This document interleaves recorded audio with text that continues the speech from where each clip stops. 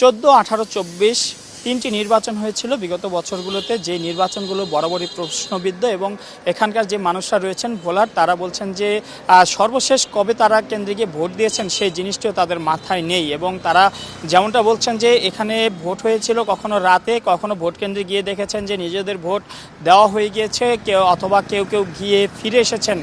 এমন পরিস্থিতিতে এবার কিন্তু তাদের সামনে একটি সুযোগ এসেছে, ভোলাবাসীর সামনে একটি সুযোগ এসেছে নিজেদের স্থানীয় প্রতিনিধি বা যদি বলি যে নিজেদের সংসদ সদস্য নিজেরাই নির্বাচন করার, এবং সেই লক্ষ্যে ভোলাবাসী কিন্তু পুরোপুরি প্রস্তুত এবার নির্বাচনে অংশগ্রহণের জন্য এবং নিজেদের প্রার্থীকে নিজেরা পছন্দ করার জন্য। উপজেলা নির্বাচনের সময় ভর্তি ছিলাম আর কি, মানে জাতীয় ইলেকশনে 15 বছর আগে। 15 বছর আগে মনে আছে? মনে নাই। জাতীয় নির্বাচন ভোট আমি দিইনি এখন।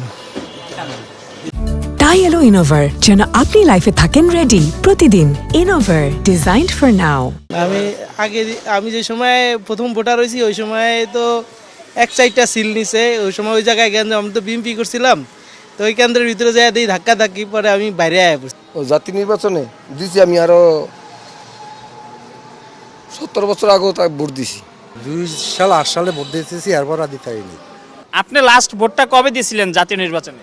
জাতীয় নির্বাচনে ভোটার কাকে উত্তরণ কাকা সেই লক্ষ্যে আমরা দেখেছি যে বিগত কয়েকদিন ধরে কিন্তু প্রার্থীরা প্রচারণা চালিয়েছিলেন এবং তারা ভোলার হাজারো সমস্যার মধ্যে বেশ কয়েকটি সমস্যা, যেমন নদী ভাঙন, যাতায়াত ব্যবস্থার উন্নতিকরণ, তারপর ছিল যে যোগাযোগ ব্যবস্থার উন্নীত করা, সব মিলিয়ে কিন্তু এই সমস্যাগুলোর সমাধানে যারা আশ্বাস দিয়েছেন, যারা ভোটারের আস্থা অর্জন করতে পেরেছেন, তাদেরকে কিন্তু ভোলাবাসী এবার নির্বাচিত করবেন বলে জানিয়েছেন।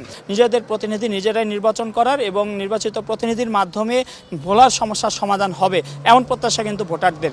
মাইনুল মারুফ, 71, ভোলা।